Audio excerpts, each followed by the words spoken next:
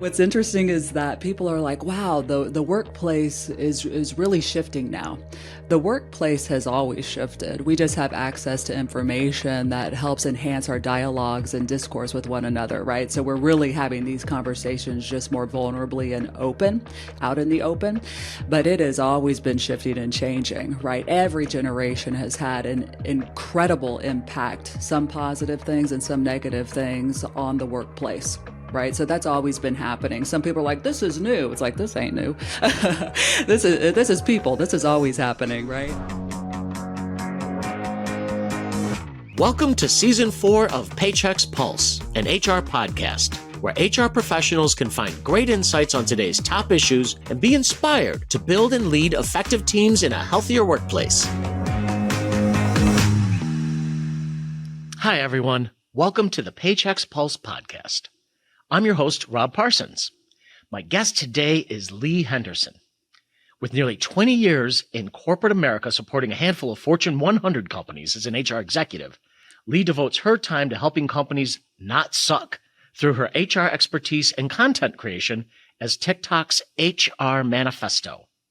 Focused on sharing tragic work realities and approachable coaching through inspired storytelling, the goal of HRManifesto is to unify followers around the shared human experience of work and to maximize professional success.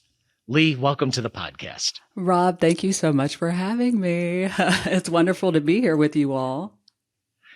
It's so great to have you on the show. I first saw you on TikTok, and it was a few years ago, but you jumped right out at me. It was very raw. It was very refreshing content. So give me a little background. What inspired you to expose some of those dark undercurrents, the realities of the toxic workplace?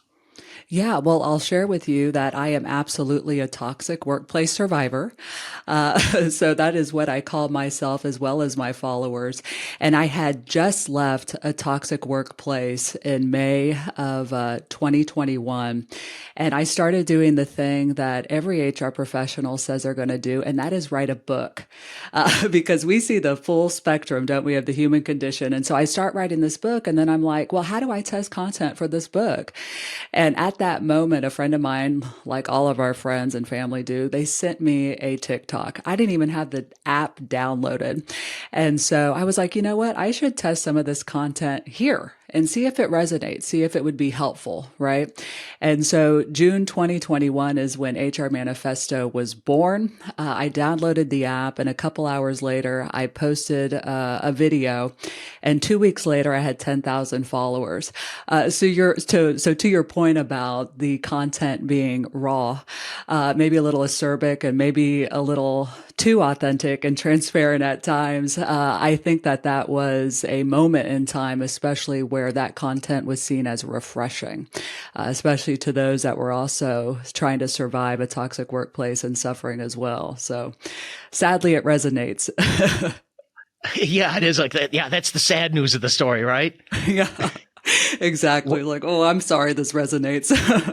But what I liked about it, the flip side was your focus on the value of people, the value of employees. And I had the good fortune of having a dinner a while back with some of our HR leaders. People work with clients every day. And to a person, they said they got into HR because they wanted to make a positive impact on people's lives. And I feel that's very common in the HR field, that feeling, but it's not 100%, is it? Yeah, I mean, that's a great point. I mean, it is rare that you come across an HR person that genuinely hates people or doesn't want to have a positive impact or isn't a people first leader, especially nowadays, right? They do exist. I have worked for a couple of them. So I am here to say, sadly, they do exist. But the majority of HR professionals, I mean, give their blood, sweat, and tears to their people. Because we see people at their best and we see people at their absolute worst, the full spectrum of the human condition. We cry together. We try to thrive together. And so HR professionals genuinely care, which makes it hurt even harder, I guess, when HR gets the bad rap that it does, right? But on the flip side, HR professionals, we don't necessarily run the place, right? We aren't your, CEO. And, we are part of, but we're not your full executive leadership team. And so the business makes decisions, the board of directors makes decisions, and sadly, HR becomes the messenger in a lot of those places. And of course, we're that person that's sticking up for your leader no matter what, even when they throw us under the bus. But yeah, HR professionals, again, 95% of us, just like in any other function, we genuinely care about what we do for a living. And we care about you, the people in the workplace. It is a challenge, and you touched on it. And I had a great conversation with Cy Wakeman a few years back and talked about how she talked about drama in the workplace and how much is self-induced, how many challenges in the workplace are self-induced. And I know the old saw is people don't leave companies, they leave managers, they leave leaders, they leave these people that are bringing these things onto them beyond just the work. We all want to do a good job. We wake up, we want to do a good job. Mm-hmm. And yet somehow it becomes a challenge. How does HR make an impact there? We're not powerless, are we? No, absolutely not. But I think that recognition is the first step, and the important thing, and when I say recognition, is recognizing that people bring their whole selves to the office. They bring their worst selves some days, they bring their best selves other days, but they bring mental illness, they bring loneliness, they bring sadness, along with their joys, right? And so recognizing that there are some folks that, really focus, to your point, on drama and perhaps thrive off of it. Perhaps they need the attention. They bring their insecurities. They bring their lack of confidence. They bring all sorts of coping mechanisms they learned in childhood. I mean, this is really a psychological case study, right? But my whole point is that everyone is different and nobody is perfect. And so it's a real mixed bag, the type of activities and behaviors that you see happen within the workplace. And so from an HR perspective, right, and how do we support and help that? Like I said, for me, the first step was, okay, recognition that I can't control anybody. And we're all on this journey together and everybody is different. And I'm going to respect those differences in people. And as much as I can, build relationships so that I can try and influence these individuals, especially the leaders. To your point, I say in my bio that I try to help businesses not to suck. Well, that's mostly through coaching leaders not to be a-holes. First and foremost, because to your point, the other point you made, that people, they don't leave organizations, they leave people. They also want to work for certain people. Right. So it's not all bad. But again, HR could lean in. I recommend leaning in as much as you possibly can and building those trusting and trusted relationships, because that's really your currency in the organization is influence. So making it real, being genuine by how you do that, and really, really transparently and obviously caring, it's going to make the world of difference. I'd love to dig into that your mention of the coaching for a moment. Many managers get that position by default. They were a good individual contributor, yes, or they're thrust into a role with no training on how to actually manage humans. So what do you find when you're coaching managers and leaders? What's a common challenge, or what is the thing that's hardest to overcome, or what is just something so obvious that people aren't thinking about? How can we help right away, help these people be better? Yeah, well, I would love to just, quick call to action. If you are a decision maker in an organization, invest in your leaders. All the research tells us that people leave people, and the people that are leading your strategy, your goals, your workforce are your leaders, and they need so much support and counsel. To your point, we love just promoting the best expert and the subject matter expert. It's very rare that we say, gosh, you know what? That person has all the attributes and qualities of a great leader. And so, hey, let's promote them into a leadership position, right? Because that takes so much intent and deliberation to be able to do that. And we're just not good. We work fast, right? In an organization or business. And so, first and foremost, please invest in your leaders. They're absolutely worth it. But, it is very rare that the leader has malintent. It sucks to suck. It hurts to suck. They want to be equipped. And so I think that oftentimes when you are being affected upon as a worker by a toxic or bad boss, you're instantly like, something's wrong with that person, right? Like they're just a bad person. Well, really, they're probably an ill-equipped leader. And so now they're working from a place of desperation. They're just focused on job security. They're weaponizing gossip. They don't know what the hell to do. So all they're trying to do now is to control narratives. And that's where you get a lot of that drama and the weaponization of information in the office. It's because of that. It all comes down to just leadership development. Can you believe it? And so again, putting that first, I think would just really create just this whole shift within your culture to something more positive. That's super interesting. I love that what you said about controlling the narrative. Like such a big deal right there. Absolutely. I want to shift gears a little bit too, because there's a new generation coming online who's laying out a new narrative. I'm the proud father of a Gen Z daughter, and I'm so proud of. They're not tolerating the status quo. They're expecting more, and they're expecting more accountability. And I've really been refreshed by that. What are your thoughts, or what are you seeing about the new generations coming online and just the impact they're having on the workplace? I love Gen Z. I'm like, go Gen Z, go. Yes. Yeah. Now, what's interesting is that people are like, wow, the workplace is really shifting now. The workplace has always shifted. We just have access to information that helps enhance our dialogues and discourse with one another, right? So we're really having these conversations just more vulnerably and out in the open. But it has always been shifting and changing, right? Every generation has had an incredible impact, some positive things and some negative things on the workplace. Right. So that's always been happening. Some people are like, this is new. It's like, this ain't new. This is people. This is always happening. Right. But with Gen Z, I love their transparency. Right. And so we've all seen the viral TikToks or Reels or wherever you get your information. We've all seen them talking about, things like quiet quitting or establishing healthy boundaries. And what's so fascinating what's so fascinating when it comes to this generation is that they are so insular looking. Right? They are not looking for just money. They're looking for a way to make an impact, and they're so open about that, right? So even me as a geriatric millennial, it was all about, okay, I have to build a career, right? I have to have money to live and to eat. And now these new folks are coming in like, you know what? I want joy.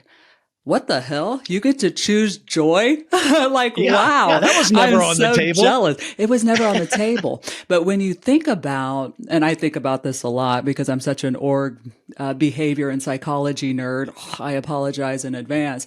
But when you think about what this generation has seen, right? Mom or dad come home from the financial crisis and laid off, crying at the kitchen table together as a family. They've seen perhaps 9/11. They've seen war. They've seen automotive bailouts, whatever it is that they've seen, right? So much happening all at once. And again, just having that extreme access to it, and with all the virality and just all the information at your fingertips, where I used to write letters back in the day. It's just a totally different way of now looking at all of that's coming at them and just saying, you know what, there's a lot of noise out there. And I don't need to be in that hustle, and I don't need to be in that rat race. And you know what? I want boundaries. And I saw my parents kill themselves, perhaps literally, sadly. And you know what? I want more than that. And more for me is now joy. And to me, I'm just like, oh my gosh, wow, okay. And just how they're so open and vulnerable and transparent about that love. I'm here for it. Like, go Gen Z. Save us all, please. No Oh, question. And that's talking about your nerdiness around org and around psych. Uh, Tell me about the HR Besties podcast, because now, there's three of you that are tackling these issues in a different way. Maybe not just pointing out some of the challenges, but talking about solutions. yeah, yeah. And so we started two other influencers, creatives, and myself, Jamie Jackson and Ashley Hurd. We started this little podcast last October 2023 called HR Besties. And really, the whole point of HR Besties is to flip the script on, who are HR professionals. What is HR? Its value in the organization. How do you hack corporate America? Just really a peek behind the corporate curtain on, hey, what's really going on in the workplace, and having really genuine and authentic and open and transparent. You can tell I love all those words, but sometimes cringy conversations on how to survive the workplace and what's happening in the workplace and how things really go down in the workplace. Because as an HR professional, you get to see those things, right? You get to see how the secret sauce is made, and it would blow your mind some days that, hey, guess what? Your CEO has no freaking clue what to do. They're people too. Oh my God, can you believe it? No one's an oracle in corporate, but that's really the point of the podcast, is to just build that community through just open, sometimes cringy, but definitely transparent and vulnerable conversations around the workplace. So we actually are going to be filming season 2. That'll be coming out late January 2024. So we are so excited to bring you season 2 and some of the topics. Oh my, I can't wait. That's fantastic. And I think a place of community for HR professionals is so important. A lot of HR professionals, like as you said, are out on the island. They care about people. They're trying to do well, and they are the bearers of bad news. Yep. And it's got to be very difficult at times. Yeah. Lots of teams have won out there, right? Yeah. Where it's like just Yep. the HR manager and then Yeah. surrounded by, oh my gosh. So we love Exactly. being that light in the darkness, especially for those HR pros. Like, we see you. We've been Yep. you at times. Like, we Hmm. get it, so we're here to support as much as we can. And then for those that tune in, because that's probably the majority of folks that tune in, they're actually not in HR. We hope that they, glean something from the podcast, some little nugget, right? We get a lot of that feedback, like, holy, I had no idea that's how things actually went down, or, oh, thanks for the Hmm. insight. Now I know to perhaps do something a different way, So I think shifting perspectives, and to steal my line from earlier, shifting the narrative, to a more positive one on the HR function. That's what our primary focus is, and that's so important for us. I love it. So we are up against time now. Any final thoughts for our listeners? Well, there is, this is January, right? People do resolutions and whatnot, but I know the theme this year is to talk about what's in for 2024, not necessarily resolutions, but what's in versus what's out. And I just like to share what's in for me are healthy boundaries. In all places of my life. What's also in for me is, let's see, healthy boundaries for sure, and only being in places that value me. Hmm. Because so often throughout my career, I put up with not being valued or being treated with disrespect far too long. And it unfortunately shifted who I was at times. I forgot that I was amazing.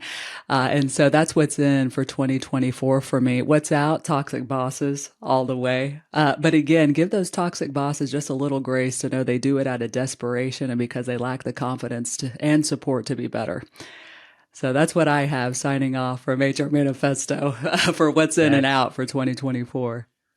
that's fantastically. That word grace needs to be used more often, I think. I agree.